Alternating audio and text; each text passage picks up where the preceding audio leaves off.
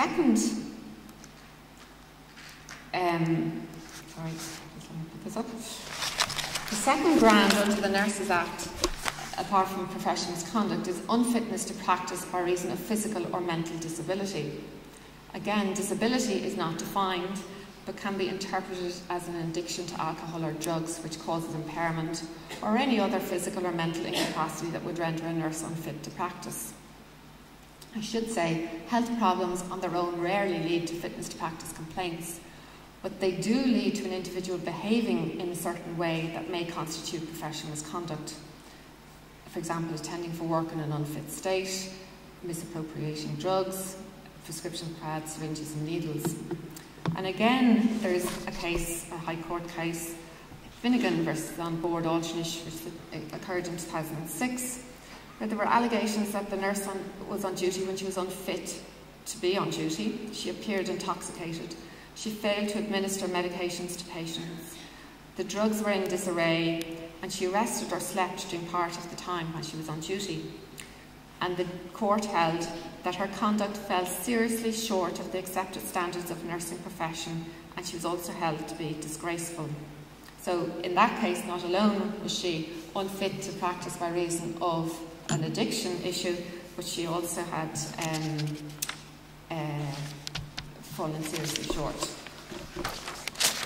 So how does a nurse protect herself?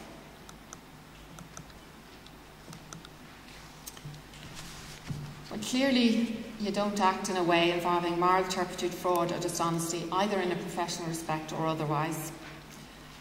You should be familiar with and comply with on board alternate guidelines, and also guidelines that have issued from the nurse's employer. You shouldn't allow yourself to be put in a position where you can't comply with the board alternate guidelines or good practice. And one of the things that often comes up is a certain practice, or I think somebody this morning was talking about shortcuts that are taken in a working environment.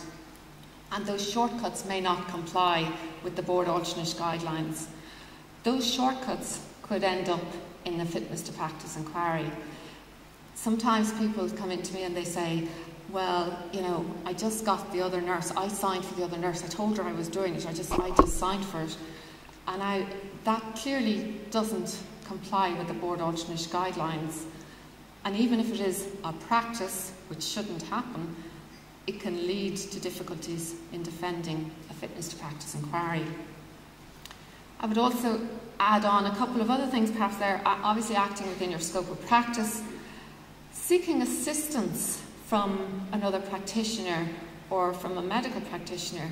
On occasion you have nurses coming in and they have concerns about a patient, and they haven't made the phone call to the doctor, or they haven't called in another colleague to have a second view on it. And by doing that, that will protect you, that will spread the burden around, so that if you do come before a fitness to practice committee and there is an issue in relation to your practice, well, you can always say, well, I called the doctor in, or, well, I spoke to my CNM3 about it, or whatever the case may be. So they were just some aspects that I thought might actually protect a nurse when faced with issues during her working day. Is there a duty to report?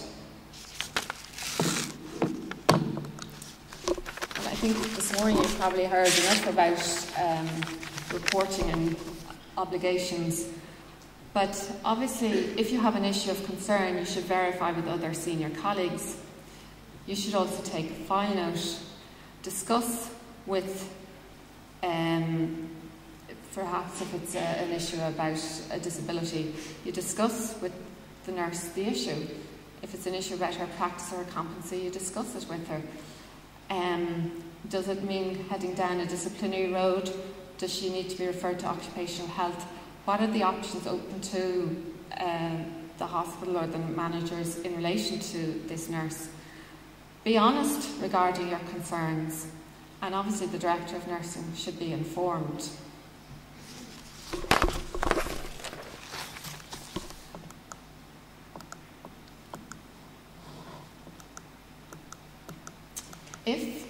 competency issues arise,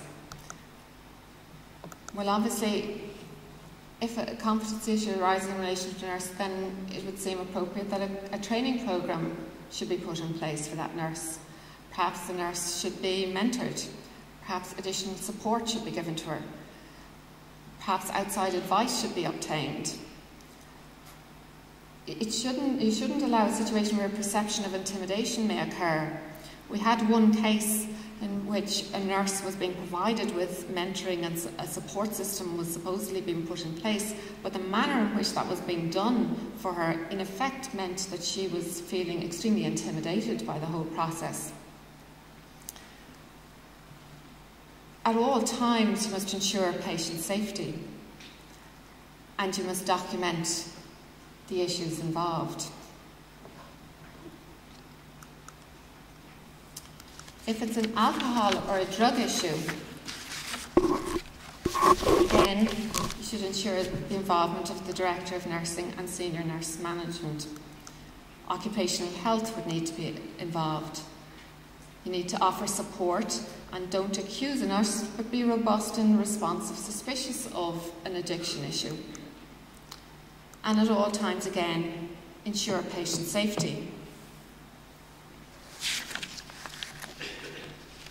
I should say that just because somebody suffers from an addiction, many people who have addiction issues manage well with their disease and do work. But obviously if it's affecting their work in any way, then it becomes an issue in relation to her fitness to practice.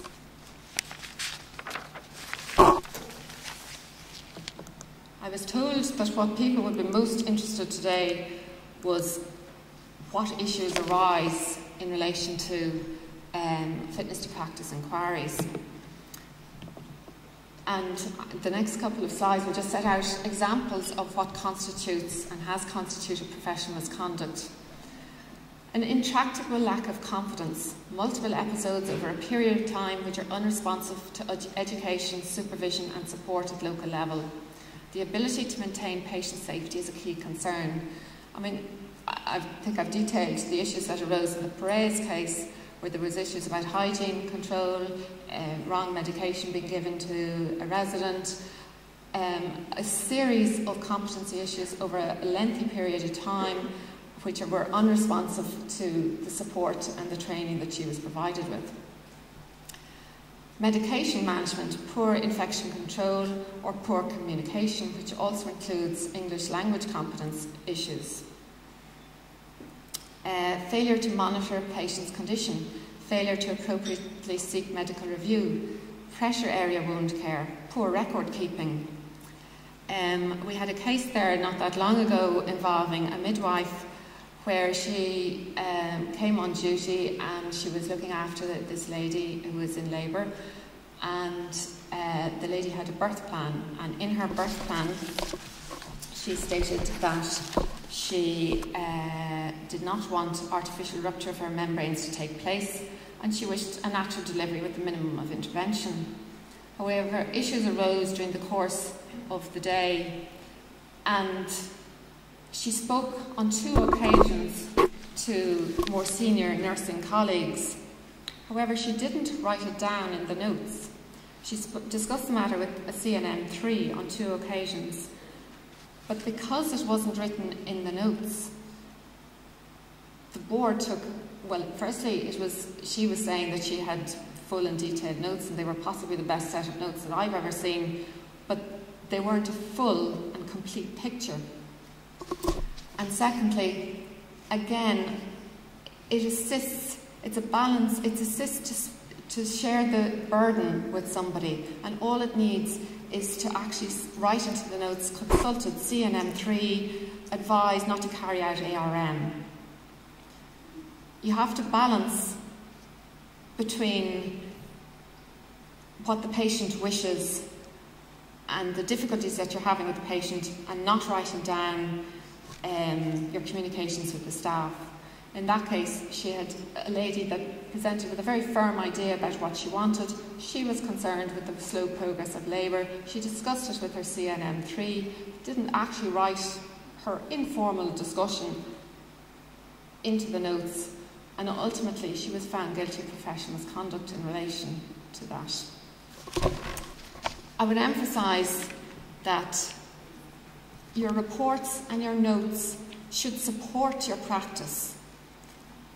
Your note-taking and your reporting in practically every single case becomes an issue. What you have in the patient notes or in your own notes should support your practice, not be used as stick to beat you. For example, if you're concerned and you say, well, I discussed the case with the doctor, all you have to do is write down, discuss case with doctor, no observations required. The problem is, by the time the fitness to practice hearing comes on, it could be a year, 2 years down the line. Not alone are you a little bit unclear about the actual discussion that took place with the doctor, but the doctor will have no recollection whatsoever about any discussion, and you will be left in a situation where you're trying to validate what you think you did, but you didn't have it recorded.